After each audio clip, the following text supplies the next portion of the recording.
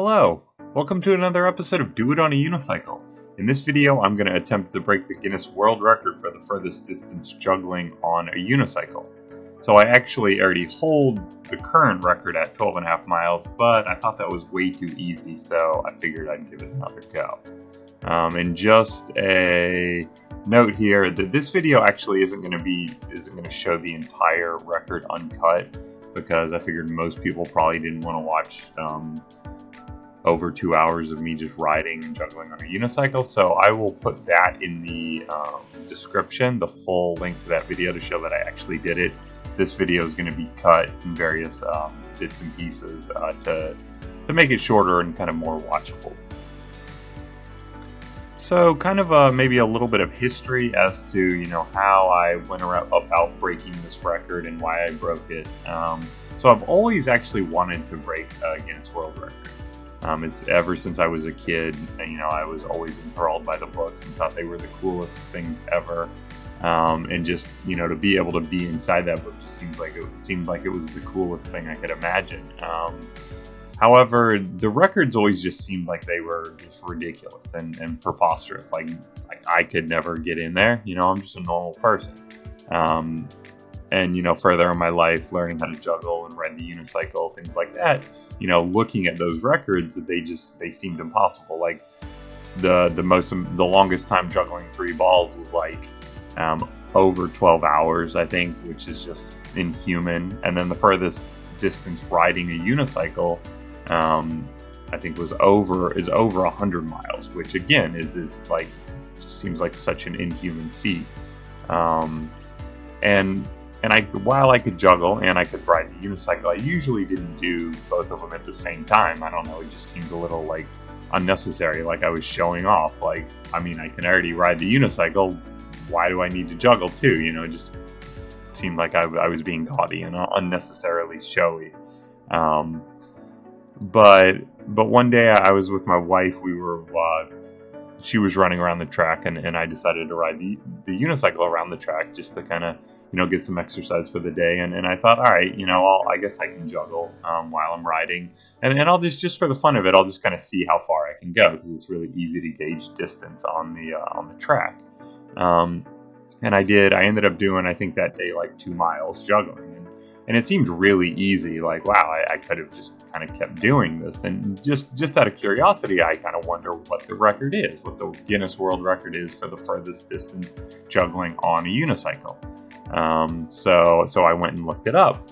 And to my complete disbelief, the record was, at least the record that I had Googled, was just over 4 miles. Which would have been, I think it was 6.5 kilometers, which is 16 laps. And that just blew my mind. Looking at the longest time juggling and the furthest distance riding the unicycle, that just seemed like that was ridiculously easy and something that I could actually do.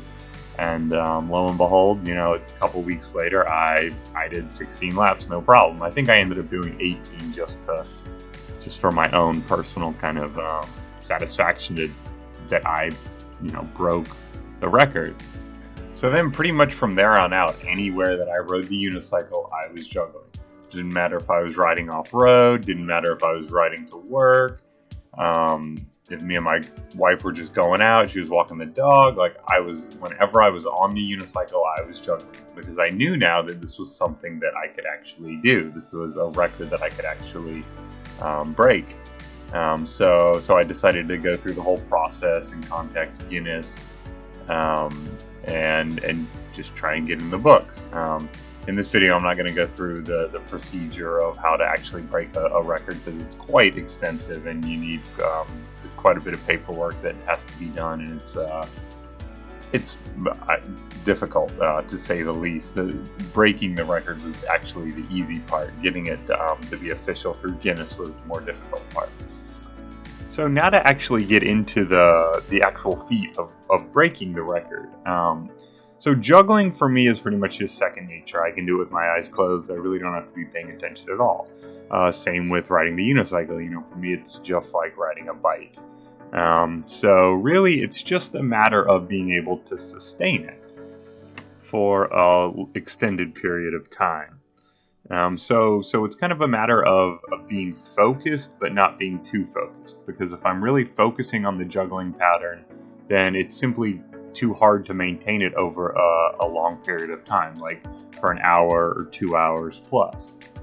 However, at the same time, I have to have some kind of focus, because juggling for that long, you're bound to make minor mistakes that you have to correct. So what's surprising is that when I start off, it's actually more difficult than as I get into it. Because when I start off, I get on the unicycle, maybe my legs are burning, I got to kind of get warmed up. I do the first, second, third lap, and I'm thinking to myself, there's no way I'm going to be able to do this for 40, 50, 60, 70 laps. So I kind of have to set these little goals for myself.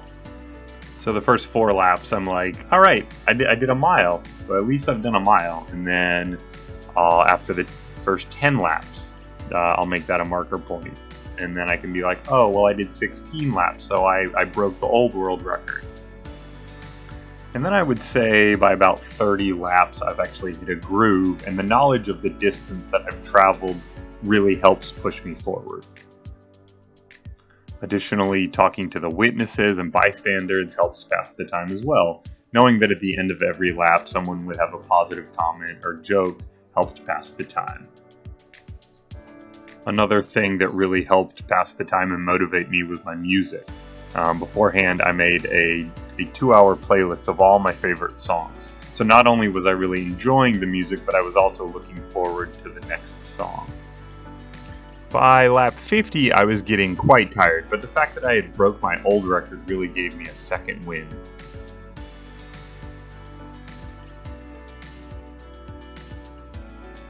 Then by about lap 60, things go back to being hard again, simply because of the overall fatigue, and I really have to make myself stand up every lap to allow blood flow to my nether regions. And then at this point, I lost my music. I think I forgot to put the playlist on repeat, so it just got to the end, which I had set at about 2 hours. I think that it's worth noting here that in the past 2.5 years of juggling around the track on the unicycle, practicing, I've actually only dropped 3 times.